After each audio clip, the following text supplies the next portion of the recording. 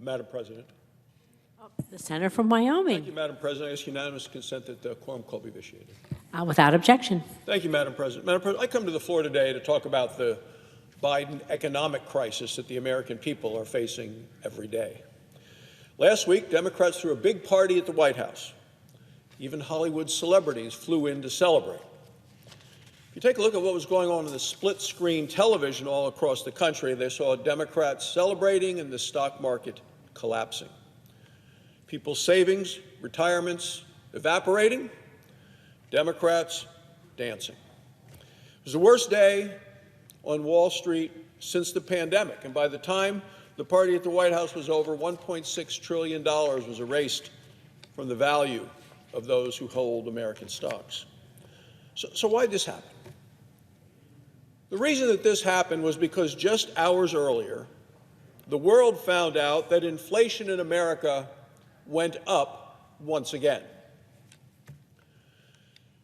Prices people have to pay for things are up more than 13% since the day Joe Biden took office. Costs, which economists predicted would go down last month, actually went up instead.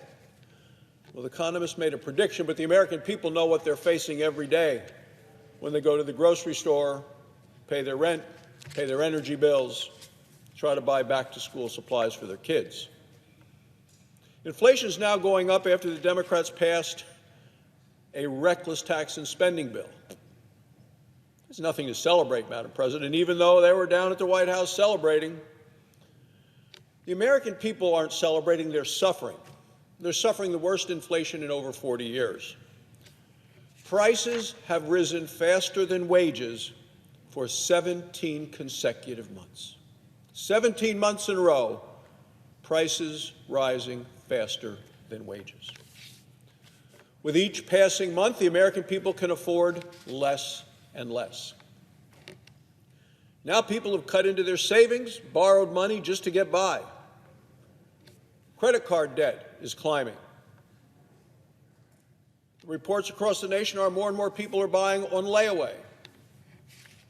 People on fixed incomes cannot keep up. They're falling further behind. And it's no wonder then that many seniors are delaying their retirements. Rising costs are hitting our troops. Right now, our troops are watching their paychecks disappear, melt away. According to a recent report, the Army is now recommending our troops sign up for food stamps. The United States Army, can you imagine such a thing? Recommending troops sign up for food stamps. After the deadly and disgraceful evacuation of Afghanistan, people knew Joe Biden had very little respect for our men and women in uniform. What we're seeing today is a national failure by Joe Biden and the Democrats. Our heroes in uniform should not have to rely on welfare in order for them to serve the nation. Our soldiers should not have to find themselves in a battle against Joe Biden's inflation. Now, the United States Senate still hasn't passed a defense bill this year. We're waiting to go. Senator Schumer says, well, we'll do that next month. Look, it just shows that Democrats do not prioritize our national defense. It always goes at the bottom of the list. Leave it for last. Democrats have other priorities, like their James Taylor concert last week at the White House on the lawn. Democrats have been too busy paying off the climate activists to pay our troops. The Senate ought to get to work on a defense bill immediately. We should ensure that our troops, whether they are serving at F.E. Warren Air Force Base in Wyoming, or Luke Air Force Base in Arizona, or Nellis Air Force Base in Nevada, or Buckley Space Force Base in Colorado, that they get a raise so they won't further be hurt by Joe Biden's inflation. Now, many Democrats seem oblivious to the pain and suffering that they have caused American families. When Joe Biden took office, inflation was essentially non-existent. A gallon of gas was $2.39. Today's prices is almost $3.70 a gallon.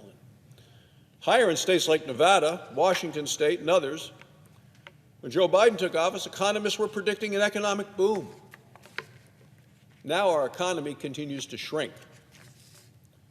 In just a matter of months, Joe Biden took us from recovery to recession. And recovery right now is nowhere in sight. Consumer confidence is worse today than it was during the lockdowns of 2020. Hard to believe, but true. This summer, we saw the lowest consumer confidence ever recorded in the history of polling for these sorts of things. Families feel very stressed about the future, and prices continue to climb. Now, ultimately, this means that we're going to have layoffs at a time when people are running out of savings. A poll last week showed that people across the country are cutting back spending on just about everything, just to keep up, just to avoid falling further and further behind. Some have been cutting back on groceries. Some are growing their own, trying to grow their own food instead of going to the grocery store. At the same time, the Federal Reserve is getting ready to raise interest rates again, maybe as soon as today. This year, we've already seen the largest rate hikes in 40 years. Rates are going higher and higher and higher as the Democrat-caused inflation wildfire continues to burn. There's no end in sight and no relief for the pain being caused to American families. Mortgage rates have almost doubled this year. They're the highest they've been since the Great Recession, and they're going to go even higher. At the same time, mortgage applications have dropped significantly. More and more people are giving up on the American dream of even owning their own home. To make matters worse, it doesn't look like interest rates are coming down anytime soon. You know, Madam President, it's very easy to cause inflation, very difficult to get rid of it. Last March, Joe Biden caused inflation with a stroke of a pen on a bill that every Democrat in this body voted for, and working families all across the country have suffered ever since. Interest rate hikes are designed to slow down the economy, and yet we have an economy that's already shrinking, and they want to slow it down some more. It shrank for the first 6 months of this year. That's always been the definition of a recession. The administration is even trying to redefine recession while we're in the middle of one, because they don't want to own it, but they do. The pain and suffering that people are being subjected to has no end in sight, and the policies of this president and the policies of the Democrats who have all voted for it, every one of them, have brought us inflation and recession. The wealthy elites that run the Democrat Party are doing just fine. It's the hardworking men and women all across the country who are suffering. Republicans are committed to help lower prices for working men and women all around America.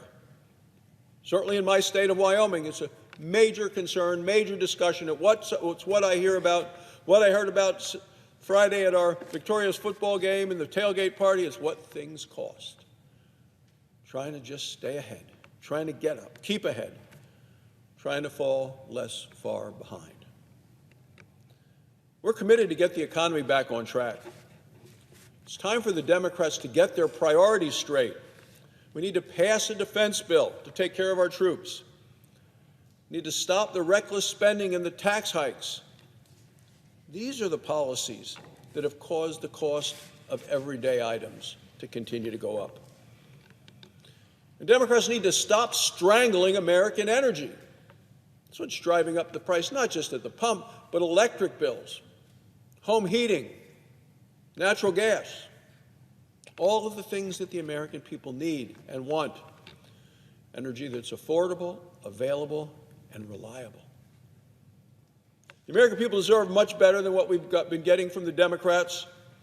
And the Democrats, let me point out, are in full control, the House, the Senate, and the White House.